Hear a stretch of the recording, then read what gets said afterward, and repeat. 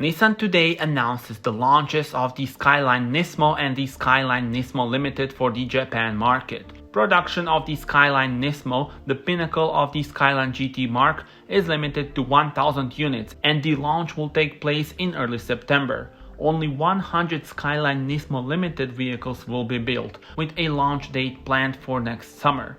With its low wide stance and potent Nismo engine, the Skyline NISMO has the looks and performance of an elite sports sedan.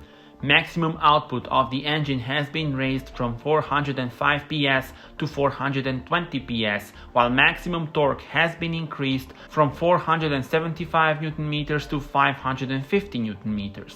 Tell me in your comments, how do you like this special model?